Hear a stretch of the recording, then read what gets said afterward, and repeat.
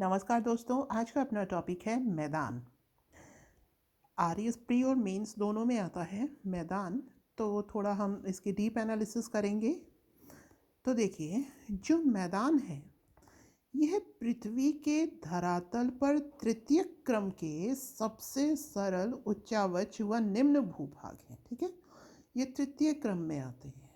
ठीक है दोस्तों, मतलब मैदान का जो निर्माण है वो तृतीय क्रम में हुआ है।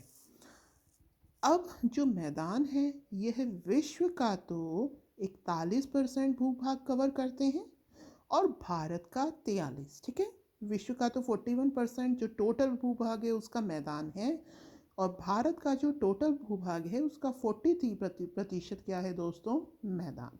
ठीक है, अब हम देखते हैं कि इनका फॉर्मेशन कैसे कैसे होता है, भिन्न भिन्न प्रकार के मैदान कौन से हैं। तो चलिए देखते हैं। पहला है पटल विरूपणी मैदान। तो पटल विरूपणी मतलब जो धरातल है उसका विरूपण होकर जो मैदान का निर्माण हुआ, मतलब पर्वत निर्माण के समय भूसन्नतियों के किनारों पर वलन पड़ने से विकास। मतलब जब पर्वत निर्माण हो रहा था तो भूसन्नतियों के किनारों पर वलन जो पड़ने लगे थे उससे धीरे धीरे इनका क्या हुआ दोस्तों, विकास हुआ। तो ये कौन से मैदान कहलाते हैं? कुछ पटल विरूपणी, जो कि पटल में कुछ विरूपण के कारण जो मैदान निर्मित होते हैं वो क्या कहलाते हैं? वो कहलाते हैं पटल विरूपणी मैदान। दूसरे हैं समप्राय मैदान। सम से इक्वल, सम जो आप मतलब देखें, प्राय मैदान। जब नदियां अपरदन प्रक्रिया द्वारा आधार तल को प्राप्त कर लेती हैं तो ये मैदान जो नदियों द्वारा निर्मित होते हैं ये क्या कहलाते हैं? समप्राय, यानी आधार तल को नदियां पहाड़ से निकलती हैं।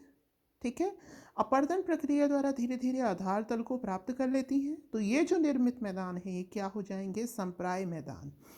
दोस्तों, इसके बीच में कुछ कठोर शैलें भी बनती हैं क्योंकि नदियाँ पहाड़ से आती हैं तो बीच बीच में कुछ क्या होती है? शैल होती हैं, जिन्हें हम क्या कहते हैं? मोनेड नॉक कहते हैं। क्या कहते हैं? मोनेड नॉक कहते हैं। तो पटल विरूपणी जो मैदान है वो पटल में यानी कि धरातल में विरूपण के कारण, यानी कि जो माउंटेन फॉर्मेशन वगैरह हो रही हैं उसके उस दौरान जो निर्मित होते हैं वो होते हैं पटल विरूपणी मैदान।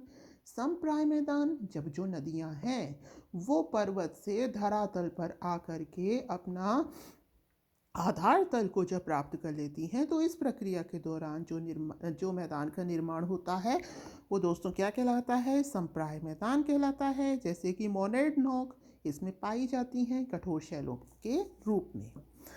आगे चलते हैं, हिमानी निर्मित मैदान। हिमानी यानी बर्फ, इसके द्वारा जो मैदान होता है दैट इज हिमानी निर्मित मैदान। देखिए, कनाडा की बात करें, कनाडा का, यूएसए का, फिनलैंड का और स्वीडन के मैदानी भागों की उत्पत्ति इन्हीं से हुई है। कनाडा के, यूएसए के, फिनलैंड के, वहाँ पर क्या है? हिमानी बर्फ से निर्मित जो मैदान है। तो कनाडा के हैं, यूएसए के हैं, फिनलैंड के हैं, स्वीडन के हैं। ये जो मैदानी भाग हैं क्या कहलाते हैं? हिमानी निर्मित मैदान कहलाते हैं। आगे चलते हैं, कास्ट मैदान। ये क्या होता है? यह चूना पत्थर वाले जो चट्टानी क्षेत्र है ना, कार्स्ट मैदान चूना पत्थर वाले जो चट्टानी क्षेत्र हैं उसमें जल के प्रभावी अपर्दन या घुलनशीलता के कारण चूना क्या होगा? उसमें घुल जाएगा। यहाँ मान लीजिए चूना पत्थर की चट्टान है, लगातार पानी यहाँ पर आ रहा है तो ये चूना घुल घुल कर यहाँ पे जम जाएगा। ठीक है ना? तो ऐसे जो मैदान निर्मित होगा ये क्या क्या कहलाएगा? ये कहलाएगा कार्स्ट मैदान। ठीक है, ये संपूर्ण भूभाग और समतल मैदान में पाया जाता है। आगे चलते हैं, जलोढ़ मैदान। जलोढ़ मैदान क्या है दोस्तों? अब नदियाँ क्या है? बह करके आ रही हैं, अपने साथ जलोढ़ ला रही हैं, उनको निक्षेपित मतलब जमा कर दे रही हैं। तो वो जो निक्षेप है, नदियों द्वारा लाई हुई जो मिट्टी है वो धीरे धीरे जो जमती जाती है, इससे जो मैदान निर्मित होता है वो क्या कहलाता है? वो कहलाता है जलोढ़ मैदान। जैसे कि गंगा ब्रह्मपुत्र का और नील नदी का जो मैदान है ये दोस्तों क्या कहलाता है? जलोढ़ मैदान कहलाता है। अगला है लोएस मैदान। लोएस मैदान कैसे बनता है? पवनों द्वारा उड़ा के लाए बालू रेत आदि के निक्षेपण से, मतलब पवनों द्वारा जो बालू रेत उड़कर आई उसके निक्षेपण से कौन सा मैदान बनता है दोस्तों? लोएस मैदान। क्या खास बात है इसकी? इसकी खास बात है कि पारगम्यता अधिक होती है, अधिक उपजाऊ होता है। यानी मिट्टी जो उड़कर आई उसके द्वारा जो निर्मित मैदान है वो क्या कहलाता है? लोएस मैदान कहलाता है। इसकी क्या खास बात है? इसकी पारगम्यता अधिक होती है और ये अधिक उपजाऊ होता है। अगला है लावा मैदान। तो लावा मैदान किससे बनेगा? ज्वालामुखी लावा से बनेगा और इसके साथ में जो भी कंकड़ पत्थर निकलते हैं उसके द्वारा जो निर्मित मैदान है वो क्या कहलाता है दोस्तों? लावा मैदान कहलाता है। अब ये क्योंकि ज्वालामुखी के लावा से निर्मित होता है तो ऑब्वियस बात है इसके अंदर खनिज पदार्थों की अधिकता होगी। खनिज पदार्थों की अधिकता होगी तो ये अधिक उपजाऊ होगा। तो दक्कन का लावा पठार और इंडोनेशिया का जावा द्वीप ये लावा निर्मित मैदान है और ये क्या है? अत्यधिक उपजाऊ। ठीक है दोस्तों, दोबारा देखते हैं। देखिए, पटल विरूपणी माउंटेन फॉर्मेशन के द्वारा जो पटल में विरूपण हुआ तो उस अपर्दन क्रिया द्वारा निर्मित मैदान पटल विरूपणी। समप्राय मैदान जब नदियाँ अपर्दन प्रक्रिया द्वारा आधार तल को प्राप्त कर लेती हैं तो जो मैदान निर्मित होते हैं वो क्या कहलाते हैं? समप्राय मैदान। इसमें कुछ कठोर शैलें भी प्राप्त होती हैं जैसे कि मोनेड नॉक। ठीक है। हिमानी निर्मित मतलब बर्फ द्वारा निर्मित जो कि कहाँ मिलेंगे? यूएसए में, है ना, फिनलैंड में, इन सब एरिया में, कनाडा में जो निर्मित मैदान है ये क्या कहलाते हैं?